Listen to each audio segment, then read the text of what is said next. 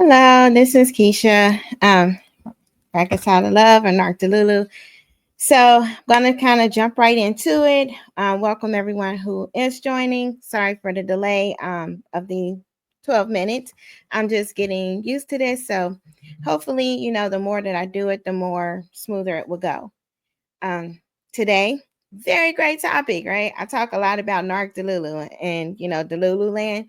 Well, the stuff is about to get deeper. Okay, deeper, deeper, deeper. So if you like the content, please share it, please subscribe, please share with somebody else that really want to understand just the spiritual roots of all of this, because you go through so much in these breakups and you go through so much in these divorces in these households, and all people can really say is like, oh, that's toxic. And you go through the counseling and the therapy and they're like, do the CBT and change the way you think, or do the DBT, change the way you behave. And you're like, I'm trying, but I can't get this out my head. What is that? Like, it's so much deeper than something that we can just control or, just kind of do therapy with, because it's even deeper than a soul tie. Like, this is something that the enemy has set up and cultivated throughout generations. So by the time it got to us, like, our thoughts and our imaginations and everything has been formed by this culture, which is the action of a cult. So, kind of giving that kind of intro, I want to say that um, I want to really touch on the realm of the imaginations. Okay, that is where the devil's playground is at. Where they always make that saying, like, an idle man is the devil's playground. Have heard of that, right? Well, it's more than just a devil's playground. It's like a whole spiritual battle going on there, because it's actually part of your soul realm. Because sometimes people kind of get things mixed up a little bit. They're like, we just got the spirit, the soul, the flesh, and we do. But this mind is a lot more complicated spiritually than what people may know, because it's part of the mind is like our consciousness, our awareness. It has several different translations in the Bible, but there's other parts of our mind. We have our conscious, we got our subconscious. Okay, that's kind of where our emotions and our automatic thinking kind of happens, like those negative thoughts, negative emotions, desires, the fantasies. Like, some of that happens in the subconscious. And then we have our unconscious realm, where that is just kind of connected spiritually to some other realm. So that's usually sometimes they can get into like epigenetics with that, where our thoughts are influenced by a supernatural force. Okay, and that's a conversation for a video that we will have at a later time. But this imaginations, because going through this narcissistic cycle repeatedly, okay, not just one time, repeatedly, after a couple spouses, just going through that, it's something that is so devastating and so difficult to heal from. I was, kind of asking God, like, God, what is this? Like, trying to get answers. Even after deliverance, because I grew up in deliverance. So casting out demons, that was like a routine. So it automatically, after a breakup, it's like, get these demons out, cast out demon of lust. You come out in Jesus' name, come out, every soul tie be severed and broken. We go through that. But what happens when after that, after you're in deliverance for 3, 4, 5 years, you're still bound? You're still having uncontrollable thoughts. You're still feeling sadness, depression, anger, rage, like all of these different emotions. What is going on? And a lot of times people amplify witchcraft, which witchcraft is highly involved. Okay, the occult, all of that stuff is highly involved. Usually there's generational powers attached to that. But what opens the door for that witchcraft to really be able to grab a hold? Like, what opened the door for the narcissist to really be able to gain entry? Because they operate out of witchcraft. Like, the Satan sends them, and they operate out of a spirit of witchcraft, warlock. They're like high level ranking, being used and pimped by the devil. And we're going to get into that as well, how their mind gets split that way, and how that even involves the imagination. But we have to find that question, like, answer the one, Why? Like, how did this happen? Why did this happen? Like, how could it never happen again? So I must learn something, how to control these imaginations for this to never happen again. Well, I got an answer for that. So God was showing me about fantasy. He was like, when he was showing me about idolatry, because he was like letting me know, I pulled you out of this marriage. Like, it wasn't just that this narcissist left, or went with somebody in the church, or however, it was more deeper than that. Because I was like, well, God, how can you allow it? Like, we both were believers and everything, and we got married. Like, how did that happen? He was like, because he knew his heart.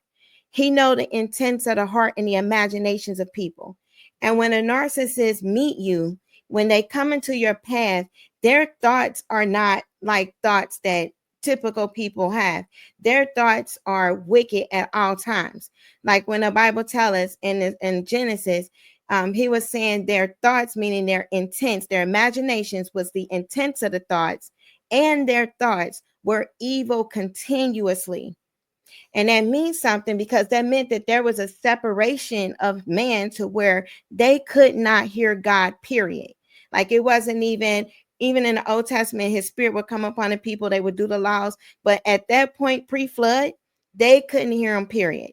So that's kind of how the narcissist is. And we know, like, pre-flood, they were mostly like hybrids. They had been infiltrated with a demonic DNA.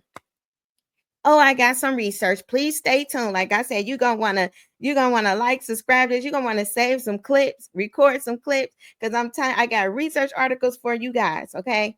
Because I'm telling you, the stuff we dealing with, the narcissist, this nanotech, everything makes sense, and it's all connected. And it's all a strategic design to first take your imaginations, trap that, and then take your soul, and then take the bloodline.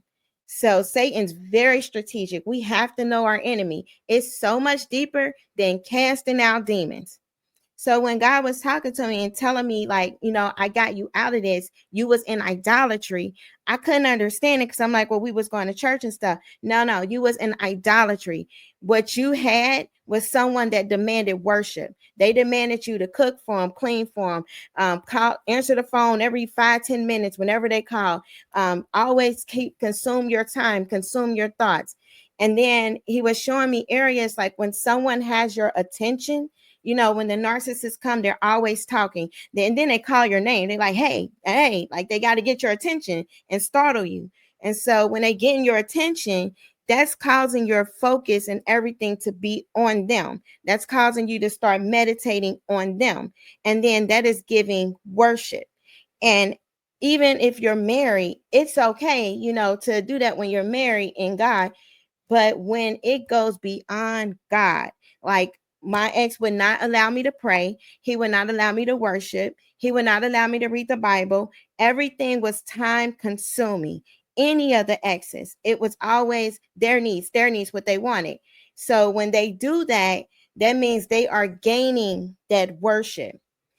So fantasy, he was showing me the link between fantasy and idolatry. So the first soul trap that the enemy does, he does trauma. When he can get you traumatized through childhood or through rejection, even if you were born in an unwedlock family or however dysfunctional, most of America, then he can split that part of your mind where the imaginations is kind of doing its own thing. It's running on its own. Now, the imaginations is connected to the spirit realm. So a lot of the influence come to your imaginations. That's where you get your creativity. That's why I have this slide here with this dragon, because that's imagination. So Disney and everything, when they be like, just imagine, that's all realm of imaginations. So your imaginations, when you look on this slide, it actually talk about fantasy. Like, the whole definition of fantasy itself has to do with magic right here. Sorry, it has to do with magic. It has to do with the supernatural. It has to do with all of like the magic creatures and all of that stuff. This is all fantasy, which we have a lot of it now because we have this entertainment. Just look at the fantasy part, all of it. That's what they're getting. They're grooming people for fantasy magic practitioners. And then we have here where it talks about the CPTSD, how complex trauma affects gifted people. So a lot of times when you are considered to be an empath, you are an empath because you have some sensitivity already, a gift that God gave you to the spirit realm. So when you have that sensitivity, it tell you how narcissistic trauma is really, really geared towards the people that's highly sensitive. So what Satan does, that's what make you like the scapegoat, or however in a family, he usually targets you first when he can tell you have that gifting. Because Lucifer been in the presence of God. Like he know who has light, he know who doesn't. He know who has that heart, he know who don't. So a lot of times you probably went through more trauma as a child, getting differential treatment or whatever, than some of the siblings, because that's how it is growing up in a narcissistic household. So if you were with a malignant narcissist, which is high level warlock or witch, high level witch or sorcerer, then chances of you having this type of background is severely high, because they had to groom you to be with a malignant narcissist. Because it's on a scale. Some people have some traits and some people full-blown narcissists. The ones that's full-blown narcissists can break your spirit. That's the ones that usually have people seeking out information, have health problems, and it can be very detrimental. And it talk about it on, on this list, like even being treated different. Like I was saying, even when you go to school, things happen differently in school. Like you're kind of targeted out because the enemies try to set you up so you can feel unworthy, unloved, rejected, and then ultimately rebel against God, because you're going to rebel against love. You'll build a hardness in your heart. You'll kind of want to be numb. And so trauma splitting, and I'm getting to how the imaginations is split, is when you're having that trauma, but now you create another person. Like another person is created to go through life while the other person has to deal with the trauma. So if someone is being abused and they're young and a child, like they're going to split themselves in order to deal with the abuse. Like the brain is wired to try to protect itself. So they're going to kind of go into like the backdrop, and then their body will be still present, but the mind of the trauma and everything will kind of go into the realm of imaginations. That's when they start having like imaginary friends, or they start going to like daydreaming, or they start going to escapism. They do all of these fantasy things as a child because the other them is dealing with the trauma. Now that core personality that escapes and goes to fa la la la land, Delulu land, that one sometimes get trapped there. So what the enemy does is he kind of comes in, and when his child is being like abused and everything, what the enemy does is he sends a stronghold, and he starts to form like a reality of a world in that imagination for that core personality. So his demons can't occupy that body. So the one that's sitting there that's going to be the numb one, or the one that's going to be the tough one or fight back, or the one that's going to be the crying one, those are going to interchange out of a vessel. And then the real core of them is going to go into la la land, into a reality that the enemy is building for them. That's like where you see them castles and the dragon. That means something. That's what the enemy does. He builds strongholds. That all comes for trauma. This is also called dissociation. These are things that we can study in the natural. Like we got scales and things. We can tell if somebody's splitting. They lose gaps of time. Like, okay, I can't remember these years of my life, or I don't remember this, but I remember the trauma. I can't remember too many good things. I remember the trauma. It's like when you're constantly bombarded with trauma, it's hard to have those memories of things that are good, because you kind of was checked out. You was in your own loop. You was in a loop of, I'm trying to figure this person out. I'm trying to figure out what I got to do. I'm trying to figure this out. You was trying to figure something out about this distorted person in your life, rather than the core you dealing with life day to day. It's kind of like that movie Click with Adam Sandler. I don't know if anybody watched it, but he was checked out and he was enjoying the things he was doing, but he came back, it'd be like 20 years later or so. That's kind of what happens. Hollywood kind of put things out there for us. That's like the lesser magic. They have to do that. But that's what happens with this dissociation and the trauma splitting. If you in a abusive relationship long enough, you're going to start to see pictures of yourself that you don't remember taking, because you're going to start checking out mentally, because your body is not designed to endure that much abuse and survive. So this is something that kind of happens on that subconscious, unconscious level, not in your state of consciousness. That's how the enemy splits you so that the demons can control you.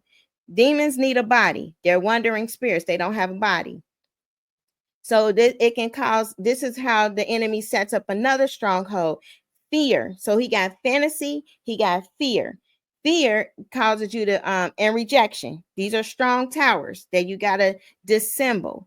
So the fear is fear of being rejected, fear of what people think. So you people please, fear of the criticism, fear of disappointment. So you become perfectionist. Like these are all the defense mechanisms that are built because they are built around fear.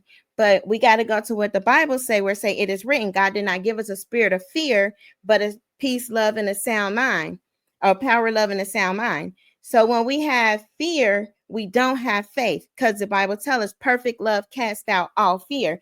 Perfect love is Christ. So we have to, fear and faith are opposites. They're polar opposites. So what the enemy does, he thrives on fear, but it's a spirit, but it's something that has an altar that you have to tear down.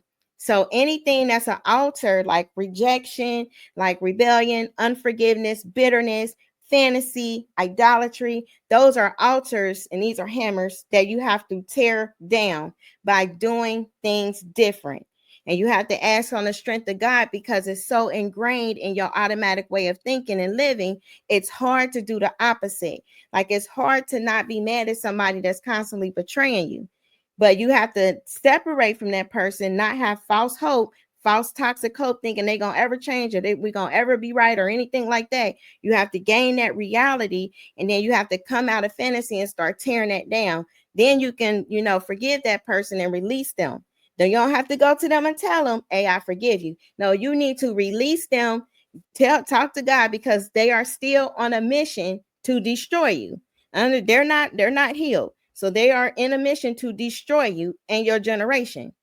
That's how the enemy programmed them. These are some of the things, the tactics that the enemy used. And I just use the stones from Marvel because, like I said, the devil be putting it out there. So the way that the world is working, they're already doing this stuff here. They have the dark matter. They putting that in people. They have mind control, time manipulation. Like these are all things that CERN has been doing. So when they opened up these type of realms to the spirit, or these portals, this combined with the narcissist means that everybody who has dealt with one is at risk to have their mind taken over.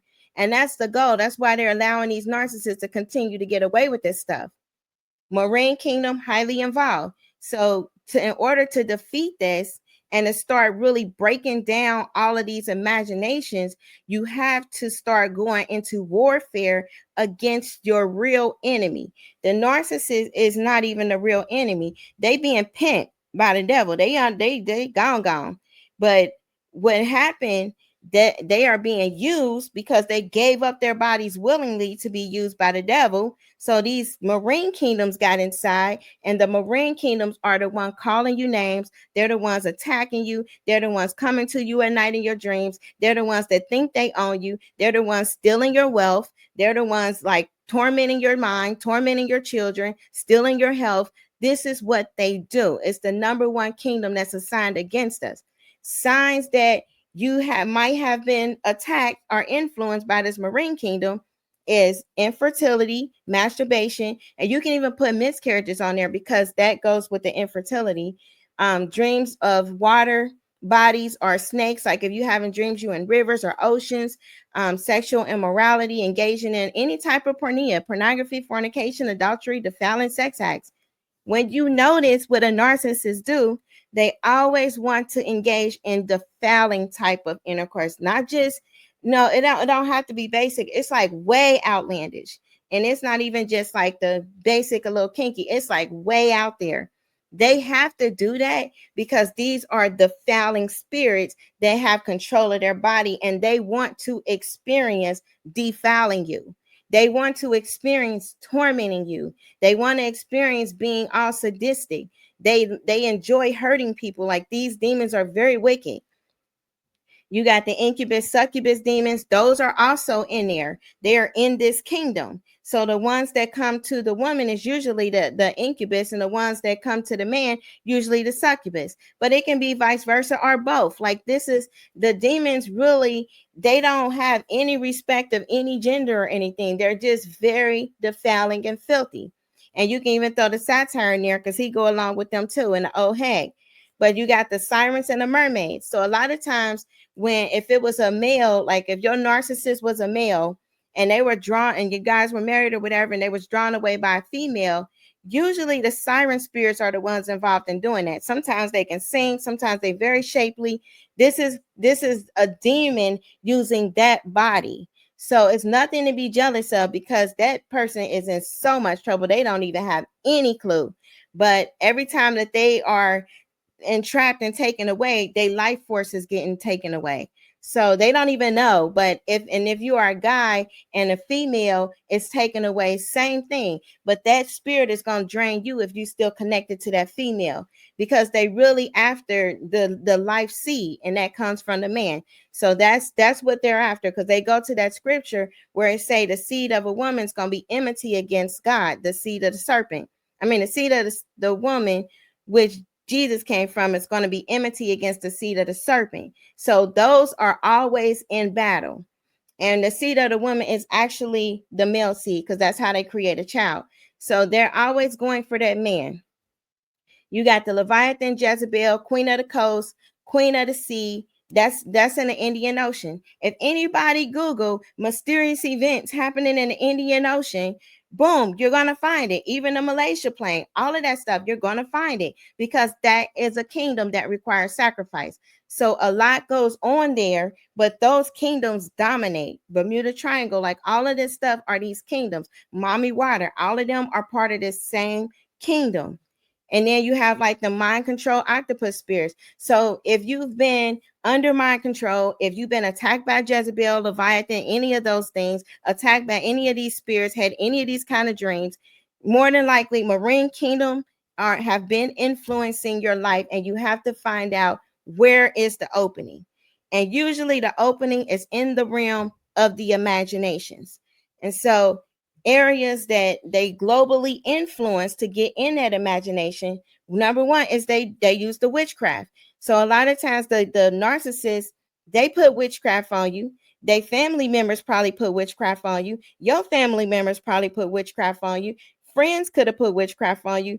The workplace, everybody is set up to do some stuff. Like, you would notice you probably meet a lot of strange people. That's because of the call on your life. But when all of that is protected, you don't have to go into focusing on witchcraft. You just cancel it out. They can't do anything as long as you know how to shut those doors. Technology. So much witchcraft and black magic is in this technology right now. Everything with the graphene and black goo and stuff, that's all black magic, demonic stuff materialized, demonic particles. And those are the ones that's like going in the air, people inhaling, they like venom. If you ever seen the movie Venom, that's what you're dealing with black goo. The music, they put spells on that. Anytime they put a spell on the music, like if Beyonce doing a song or whatever, and she casting a spell, if you hear it, you're going to be spellbound to whatever she's enchanting. So it's going to make you desire the narcissist or desire someone that is sent to destroy you. It's going to make you desire these self-destructive things or people. Fashions and cosmetics, certain things come from the marine kingdom. You got to see which ones they are. A lot of the wavy hair and different the ones that got the mermaids all on them and stuff, all of that marine kingdom. What they do is they have spells, they have different body fluids and things attached to that, and that keeps you bound to the marine kingdom, which would keep a narcissist coming. It'll keep that mind open up for them dreams, no recall dreams, and then they appearing in your dreams. So we have to be very mindful of the kingdom we fight in when we have encountered the narcissist. And they involved in all the politics and all that stuff. So when you see these things happening in the church, false doctrines, okay, the false prophets, false pastors, false teachers, all of them are under the influence of the marine kingdom, because Jezebel is over the churches. That was her assignment. Queen of the Coast got a different assignment. The other one in the headquarters, they got different global assignments. Hers is the churches. And so when you see like someone operating in leadership under that spirit of Jezebel, under that whole church is influenced by that spirit. You want to get out of there. You want to go somewhere where you don't see that, because these things are very powerful entities. But if you're still being attacked, those are some of the doors, because they're going for the imaginations. If you worshiping, imaginations are highly there. So the narcissist, this is a really good kind of depiction of what happens like with the narcissist. You have this conscience, and that conscience, their moral compass is seared. And that's seared. Like this egg here is seared, it's fried. This is your brain, this is your brain on drugs. This is the steak. That's how the narcissist conscience look. It's gone. The conscious, the conscience, because science is that tree of knowledge that God said don't touch. But the con against that is the opposite of that, which is, it's in tune with the Holy Spirit. So the spirit man is brought to life by the Holy Spirit, because he told them you were spiritually dead until you were born again. And so the narcissists in them, they walk in darkness. They are spiritually dead. So if a lot of them say like, oh, well, my spirit is like this, my spirit. No, they got a whole different spirit, but it ain't a spirit. It's a demonic spirit. Their spirit, they're spiritually dead. Okay, they walking out of their soul and their flesh at all times. Their soul feels desires. Their soul feels lust. Their soul feels for money and the things of this world, and the lust of the eyes, lust of the flesh, pride of life. That's all the soul. They're not operating out of any spirit at all, because God told us he deal with us in spirit and in truth. If they a liar to the core, a deceiver, there's no truth in them. When there's no truth in them, that spirit is not there. It's not there. They have to be born again. They have to repent, do things different, quit lying.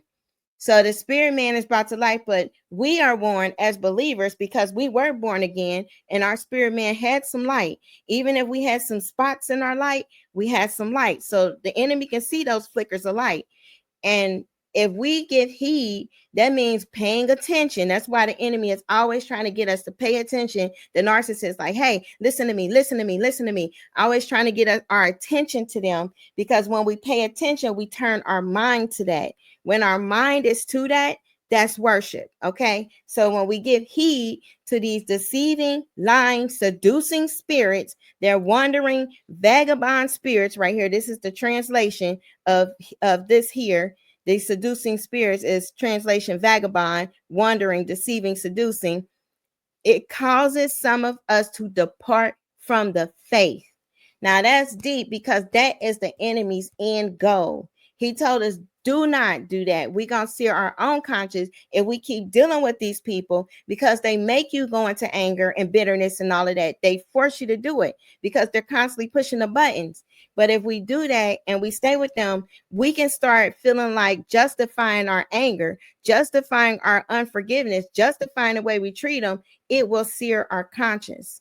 So, and it'll cause us to lose our faith. So we have to just really, that no contact, it's just, we got to do it. We have no choice but to do no contact, because it'll take our faith. And so the narcissist, this is their conscience. It's done. It's burnt. It's fried. They're not listening to any light through that. Their brain, even on the scan, I've shown the scan many times, there is no neuron activity in those areas, because their brain is fried. It is fried. So they are permanently in Delulu. God is not going through, like he's not talking to them, because they burnt out the conscience. The little portal for God to speak through, gone. They choose to go serve the devil. So when they choose the devil, that makes them an enemy of God. An enemy of God should be an enemy to us, because trust me, they're sent to destroy us, like the Terminator. So they're going to come back. They're going to hoover. They're going to do all of that. And they're going to seem so innocent and so sweet. They're going to cry. Some of them might fall out, act like they saved now under the power. All the act, because they are wired to destroy you. That's it. I mean, I haven't seen it any different. This is kind of like the Nimrod thing, showing these wandering spirits, these controlling demons. This is what they did. This is all connected to the narcissist, all connected. They worship the spirits in the sky and all of those demons influence them. Like some of them had this lizard demon going on. You'll see them have the snake eyes. All of these demons is all connected. That goes with the ananas stepping on the head, all of that.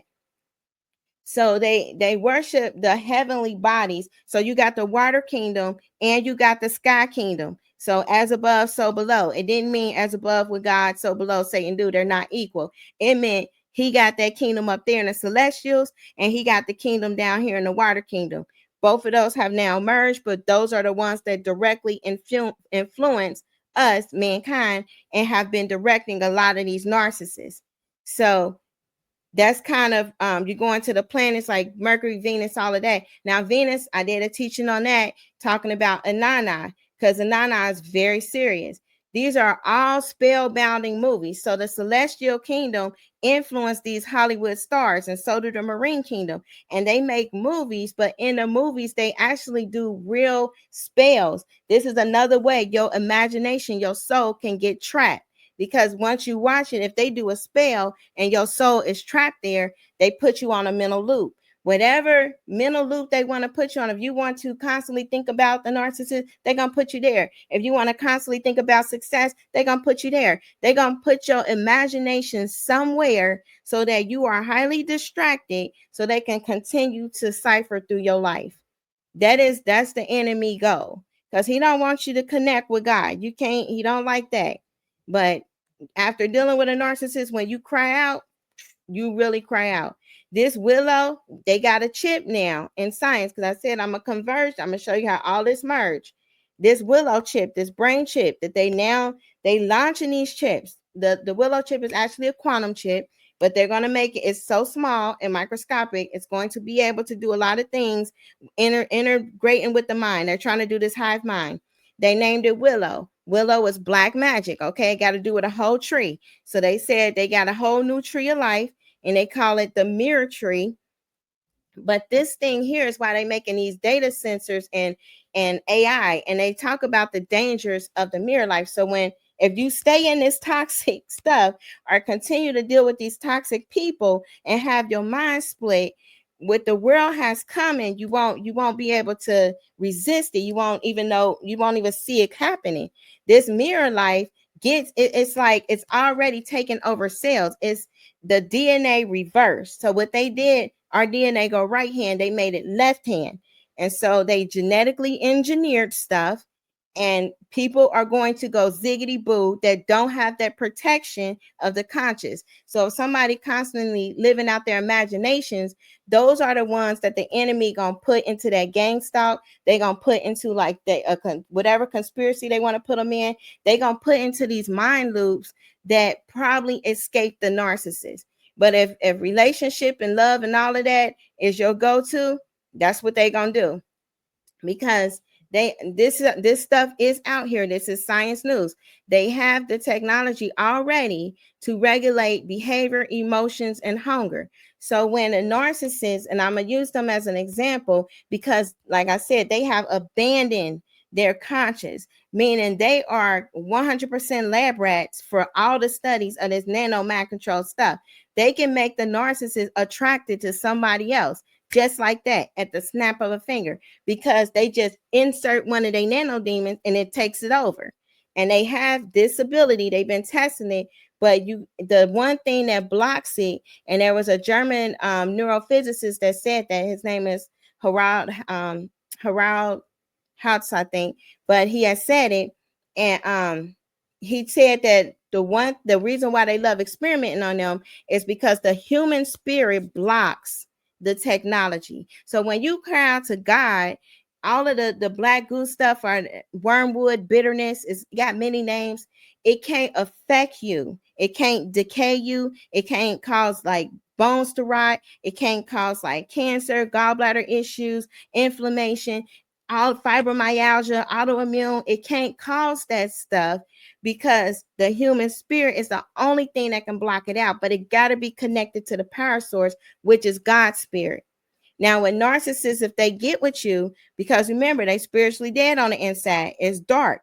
If they connect with you, they can do an exchange. The demons will cipher out your light, your spirit, and it'll give them health your life force while you just deteriorate quickly, because now all of this darkness that's inside of them will go to you.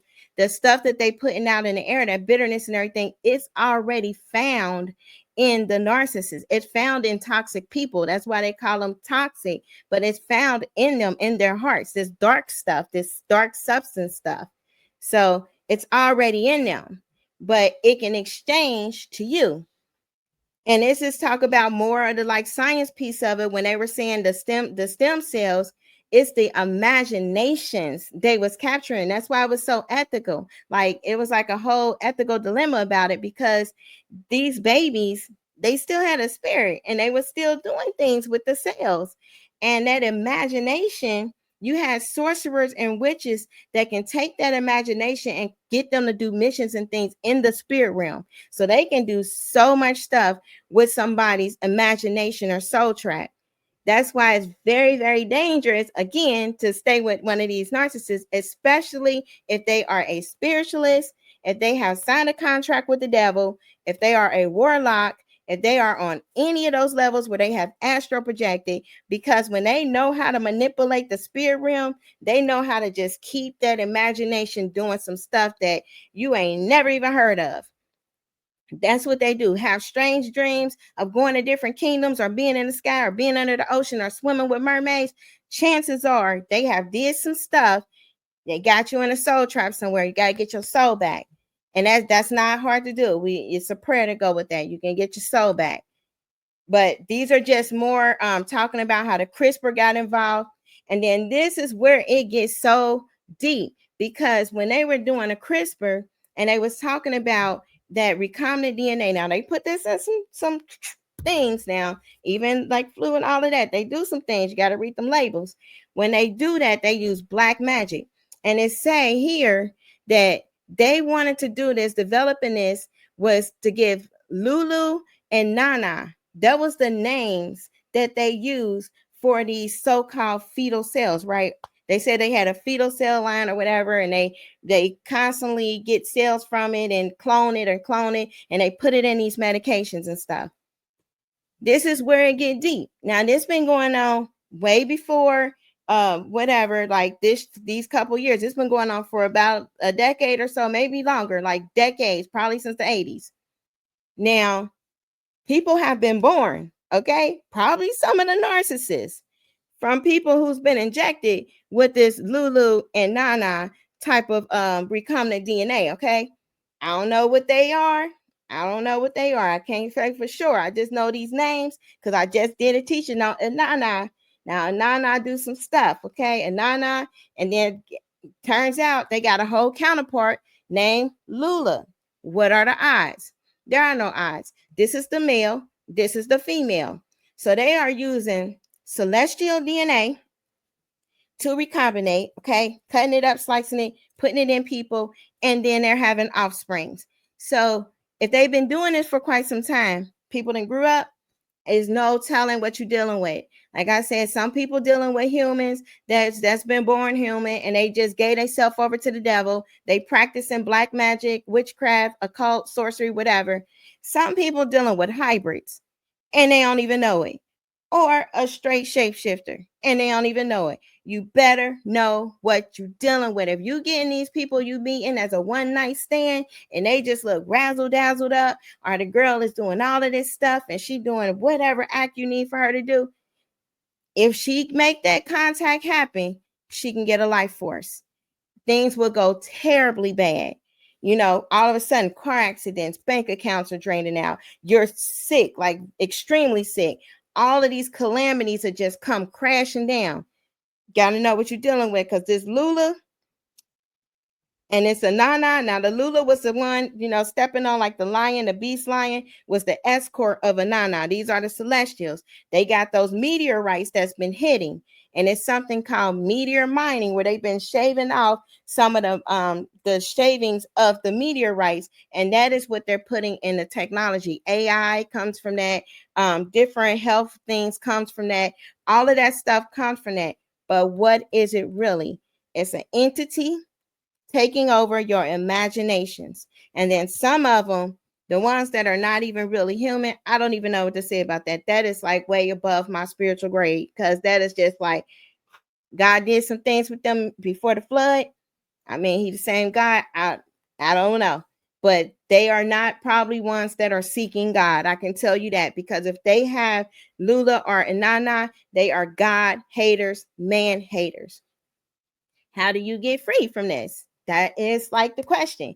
Because one thing we want to make sure is that we can get to a point where we're not thinking about this narcissist like that, because it can consume your mind. It's like, okay, gotta go to work, gotta do this, like wake up, dag, I can't believe they did that, dag, I can't, like, it's so many ways the enemy fire darts. Like, he'll send a family member, hey, I seen such and such on there, oh, they got the new person like in 2 days, all of this stuff, and you're just getting hit with so much pain. All of that is terrible, and the enemy knows it. And it's so hard. Like, there's no easy way, no formula to say, okay, this is how you not think about it. Because to not think about it means to dissociate. And what you have to do is put your imaginations back with your body. You can't check them out. Checking them out got, everybody kind of to this point, the narcissists, codependents, most of America, to this point where they can just like be in Delulu. But you have to check, that pain in and process that. Ask God, help me heal with this. Help me get through the day. I'm going to process this. I'm going to really understand the reality. This person had no love. They could have been on a mission. I just showed you Lulu and the Nana. All of them, they are terrible. Those are demons that put their little seed in people, and they just become human flesh. So those are your empty meat suits, and they have no heart. No heart. They thrive off of destroying humans and eating them. So this is like how to get to this point where you're able to function throughout the day. You really have to use this scripture. Like, God, I'm gonna cast down these imaginations, because you got to get your imaginations back to you. Them strongholds, you got to cast them down. And every high thing, that's translated stronghold, that exalts itself against the knowledge of God. And then it's the second part that say, I'm gonna bring into captivity all my thoughts to the obedience of Christ. That is the most powerful warfare scripture that you can use when you're going through rumination after dealing with one of these. Now I'm going to cast down my imaginations and every high thing that exalts itself against the knowledge of God. I bring in captivity all my thoughts to the obedience of Christ. And sometimes it's hard. I'm not going to lie. I was like, I want to be mad, because I knew once I said the prayer, dang, he gonna do it. And then it's like, I'm mad though. Like, I wanted to be mad, but he had to work on me with that. That took a while, but he had to work on me. He had to work on all of us. Like, it does take some time to kind of get there. Like, all right, God, I'm tripping. This is the old me. This is the way I'm used to dealing with things, like as far as defending myself. But God was like, no, like, you got to do everything my way, because you're dealing with a Nana, you're dealing with Lulu, you're dealing with the water kingdom. It gets so deep. It got to the point my soul, like, they was literally coming for me at night, taking me to these kingdoms. And that's a horrible experience. And so it's like, once it get to that point where not only they are physical, but they're able to like take you out of there. That's part of what they do, depending on bloodline covenants. I had bloodlines doing things, but once they're able to do that, the next stage is like possession. So you have to really make that decision, like, okay, God, I'm just gonna go all in, because I can't go that route. Like, I can't stay mad because I see that this kingdom ain't playing with me. I have to go straight with you. And that's when you casting down these thoughts, because then he can step in and he will sever all of that. Like, he put all of that to rest. But the being with the narcissist opened that door up, because that was a different kind of experience due to that, whatever contract he made with the devil, whatever portal or temple they are, however wicked they are, it depends on what level of demons come for you. So if they are a temple, it's an open temple, and you've been engaging with them or you got a covenant with them, that warfare, you might physically start experiencing things. Even my children was physically starting to experience things because it's that serious. Like they are that gateway, and they do rituals. They defile you. They humiliate you. They make you eat crazy things. Like they do all of this stuff. Each one of those are a ritual on that satanic pointed star. So they have to do that. And so when they do those things, it opens up the door, and you have a witchcraft kingdom attack that you've never experienced before. That's why a lot of times when people come out of this, they're like, I don't understand. I really didn't even care about this person. Like, I don't know why my mind is still there, because they were deeper into the witchcraft and occult than probably previous partners. So Genesis 6, it talk about it as far as the imaginations, and God saw that the wickedness of man was great in the earth, and that every imagination of the thoughts of his heart was only evil continually. That's the narcissist. That's what you're dealing with, or the sociopath, or the psychopath. None of them have a conscience. So all of them are equally non-empathetic, no conscience. And they talk about in Genesis how even after God purified the earth with the flood, he said, even as a youth, there are some whose imagination of the man's heart is evil, like from the youth. So that's why you have to train up your child in the way of the Lord, like in the way they should go, so they don't depart from his teachings. But these narcissists haven't been trained like that. They've been trained for wicked, because they tell you in the scripture, like they constantly practice evil, like they've been practicing this witchcraft, this wickedness for so long until they mastered it. Master manipulators, master deceivers. It's a lot of things that's in the masters. When you get a master's degree in something, you like at a master super level. Okay, you really understand what you're saying to the point where you can teach this stuff.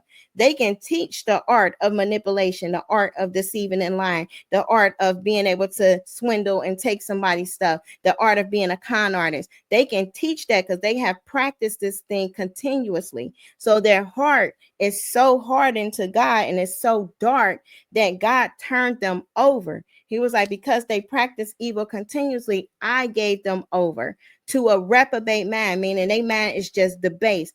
And he put them on a mental loop, because God can do that stuff too. Satan ain't the only one that be trapping souls. You keep playing with God like the narcissists do. He showed you right here. This was in the red letters. He has shown strength with his arms. He has scattered the proud in the imaginations of their heart. So that's what the narcissists are. When you really think about the stuff they talk about in the Lulu land that they live in, they always in some type of imagination fantasy.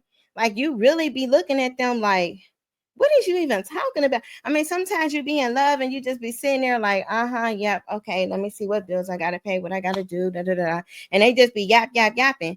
But if you really heard the words that they were saying, other than just the insults, they really are in a whole fantasy. Like they just be making reality up as they go along.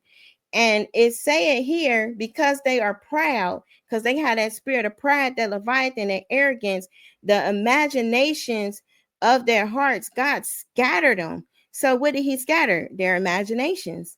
So he got one imagination in this part, one imagine. They might think they, the best husband, or the best dad, or the best athlete, or the best in intimacy, or the best at, swindling, or the best con artist.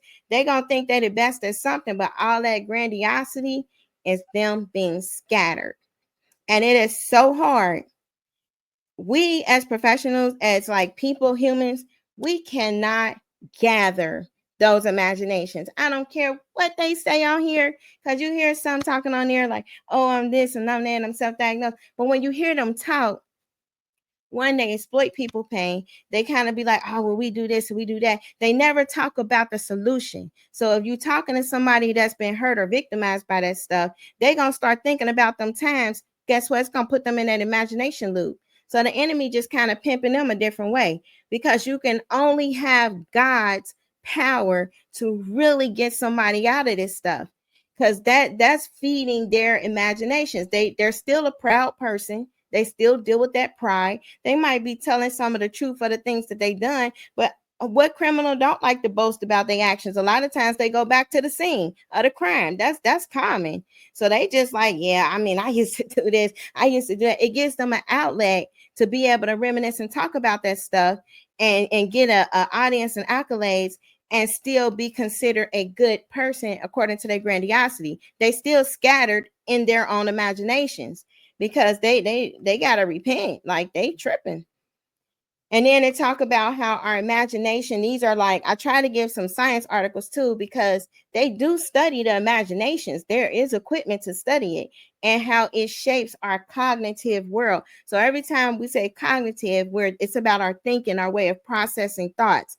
So when we are doing these imaginations, when they're looking at it, the imagery, things that we see, subliminal, things that we hear, every input that comes in, it shapes our imaginations. So when we are constantly ruminating and thinking about the narcissist, that's going to shape every area of our world. And it don't have to be the one that was in a relationship. I'm talking about the mom or the dad, whatever the parental narcissist was, or the grandparent narcissist, or whichever one was in childhood, the teacher narcissist. Somebody was a narcissist somewhere.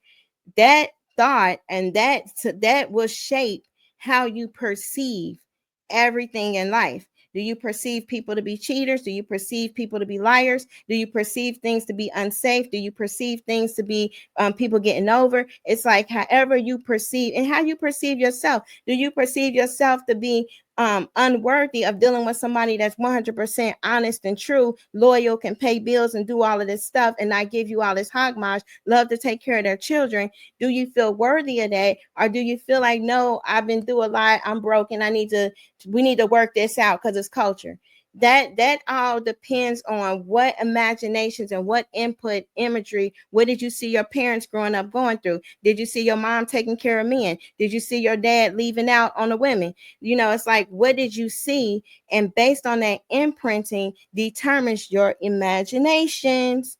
Did you watch a lot of fantasy movies? I used to love that stuff. The prince would come and rescue the whoever, the maiden, and make them a princess. That's all was Disney. Like that was all fantasy. So then you grow up and you're always in these situations that family narcissists probably put you in.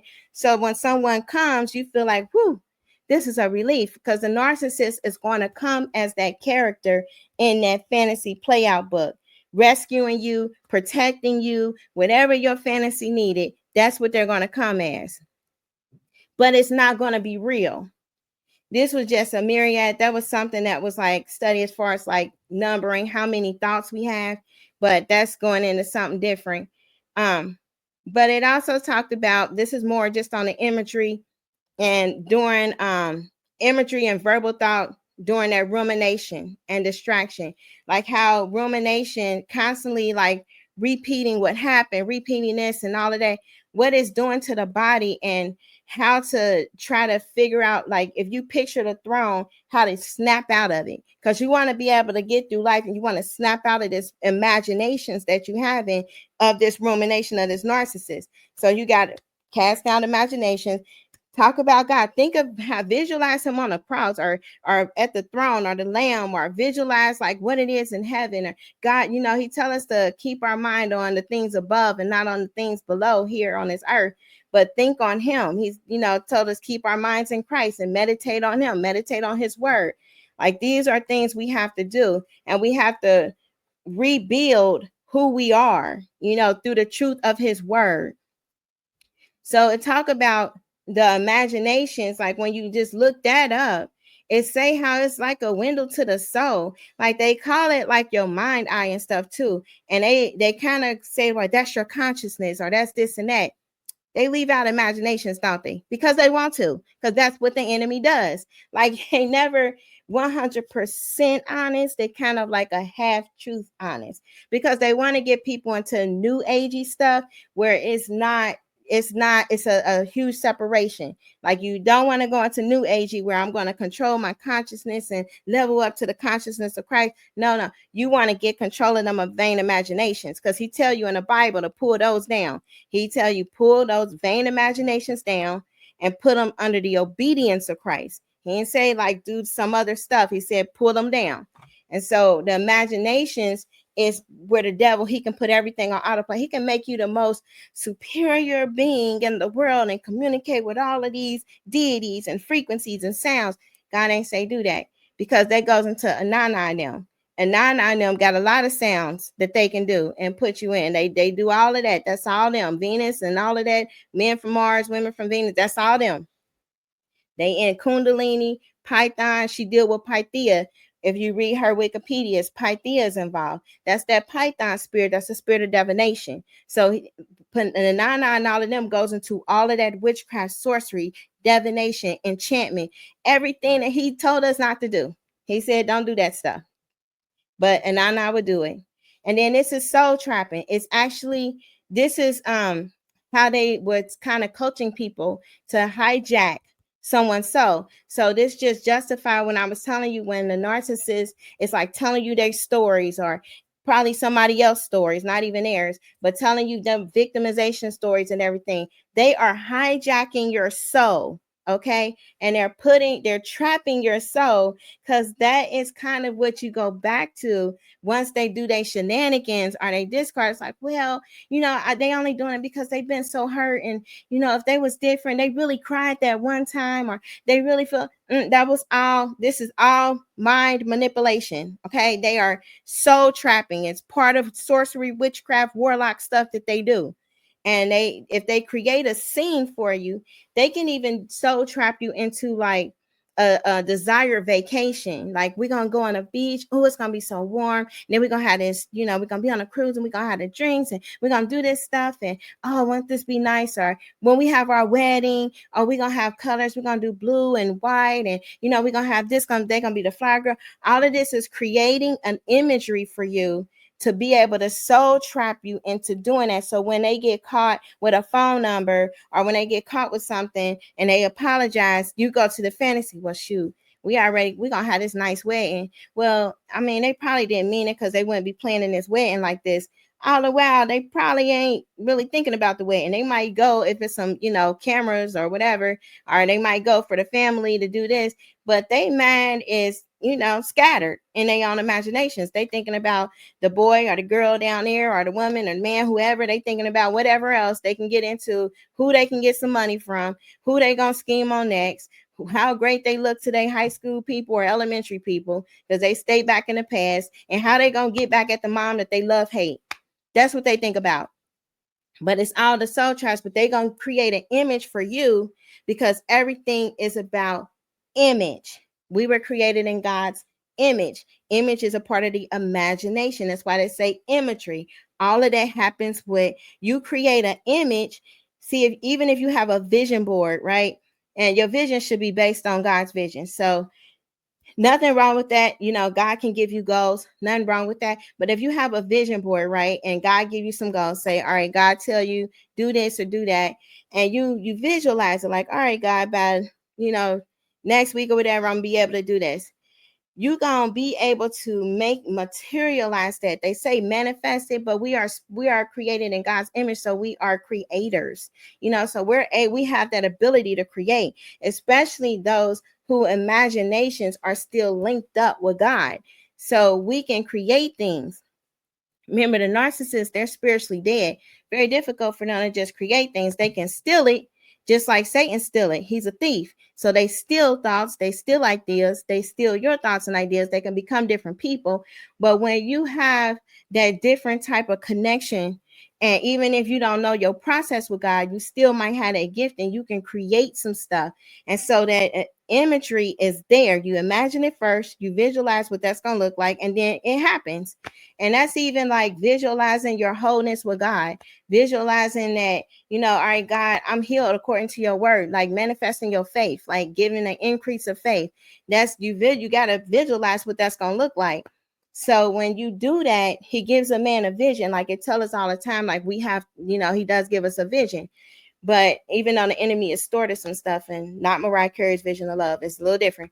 But he gives us a vision. And when we do that stuff, we actually able to create it and manifest it in the natural. So things that we think about, even if we say, this person might cheat or however, a lot of times that fear is going to manifest in the natural, because things happen in the spirit realm first, in the realm of our imagination with our thoughts. Then it manifests in the natural. It just takes time to get there. Our faith can go for good or bad. That's why he said we can speak blessings, curses. All of that stuff happens in the spirit realm first, manifest in the natural. So when we say, no, we're going to be blessed going in, going out. Keep saying it. You're going to be blessed going in and going out. I'm going to be prosperous. I'm going to prosper even as my soul prosper. You're going to be prosperous because you're going to keep saying it, and that's going to create a thing. So we got to get our imagery, get our image down. The narcissist image is all about them. They are an image, but there is another image, the image of the beast. That's the narcissist. Because remember, and Nana is on a beast. So the image of the beast, that is what Satan produces. So the narcissist is going to mimic what Satan produces, which is an image of worldly desires. That's what your narcissist is going to have, or a person's ex-narcissist, or the family member. They going to want to deal with the worldly things. God's image is going to be an image of godly things. Images are idols. So you're going to worship God, or you're going to worship a false idol. And then it tells us kind of how our mind should be like. His delight is in the Lord, and his law he meditates day and night. Let the words of my mouth and the meditation of my heart be acceptable in thy sight, O Lord, and my strength and my redeemer. So when we meditate on him and keep our mind on him, and our mind is stayed on him, that is how we get over rumination. That's how we regain control of our soul. Because supernaturally, as it is written in Psalms 23:3, he tells us he restores our soul. Like the Lord is my shepherd, I shall not want. He leadeth me by the still waters. He restoreth my soul. That means Jesus himself, the shepherd, has to go in through all the time realms. Because remember, one of the stones was the time stones. They know how to manipulate time in the spirit realm, because the time is on it's all there. It's not linear, but it's all past, present, future in the spirit realm. Jesus, the only one that can go back there. He can heal something in the past, and you won't feel the pain in the present. That's what he does when he restores our soul. So we ask God, please come into our life in that past us when we was violated, or in that past us when we was shamed or humiliated. Can you heal that part of me? It's okay for me to have that part healed by you. And then that's starting to heal those soul fragments, those wounds. And usually you'll be crying and crying and crying and crying, but your tears are prayers. Because he tells us he collect our tears in a bottle, and then it goes in a prayer book. So what Jesus does, he collect our tears, and you just say, like, I don't want the enemy to have my tears. God, you get my tears. And he literally will help make you whole. You will be restored. You keep doing it, because you didn't get into the imagination's dissociation overnight. It happened over time. So the healing has to happen over time. So that's kind of like the presentation piece. I wanted to really get this stuff out here. God has been kind of really opening a door to so much different information, but I know that if I talk about everything at once, it can all kind of get mixed up and jarbled.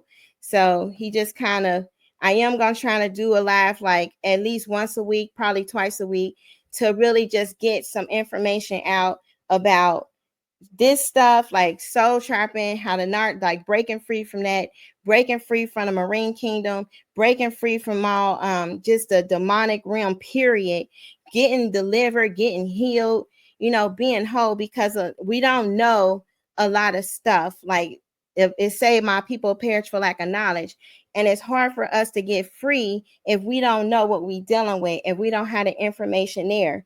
Like even if you don't know, unforgiveness might be there, because you're I forgave. That's how I was. I forgive. I'm not dealing with that person. If they come, I don't know what I might do, but I'm not dealing with that person. But I forgave him. I'm not going after him. But he was like, you can't even do that.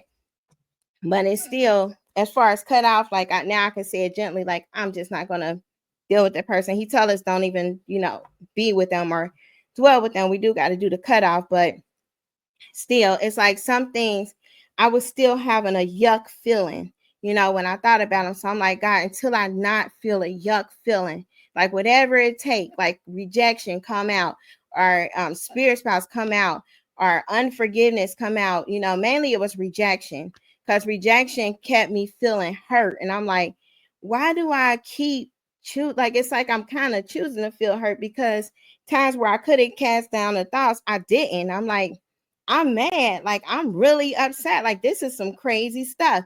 And it wasn't just, the fact of the discard, it's like the repairing of the life, rebuilding of the life. You still have to deal with, the children, and you have to get them going, and you have to try to get a routine, and you have to do all of this stuff. And it was mainly the overwhelmness. Like I kept telling God, I'm just overwhelmed, or I'm just stressed out.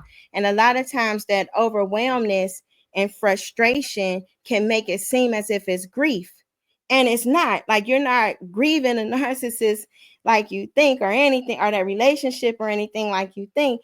You just don't want to have all of this burden, that the trail that they left stuck on you, and that can make you upset.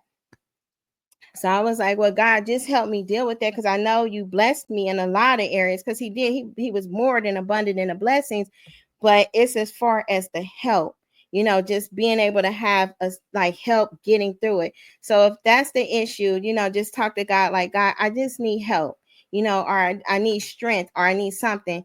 And it's not necessarily like I'm going to stay mad at this person because of it, but can you help me in those areas so I'm not feeling a yuck feeling when I think about the mess that they had made? Because we are, reaping what we sowed by being with somebody that was a witch or a warlock, even though we didn't know, because they was, had camouflaged like a believer. But we ignored some flags if we was 100% honest.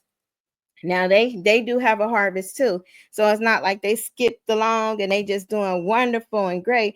No. He tell us, don't be deceived. God is not mocked. Whatever a man soweth, that he will reap. They harvest is terrible. They are constantly running from it. But God said he gonna give mercy to people that, not only do you repent, but you accept your consequences. They never take accountability. So when we dealing with someone that is not taking accountability, whether they family, whether they co-workers, whether they friends, or however, when somebody is like that, then they're only going to be destiny exchanging energy, or soul, your soul, because your soul is a frequency, which is the energy. That's how it's measured. That's that whole E equals MC stuff. That's the real thing. Your soul is the energy, because in the Bible it don't talk about energy but your soul, but it's a frequency. So they just constantly ciphering out your soul. You want to stay away from them people as much as possible.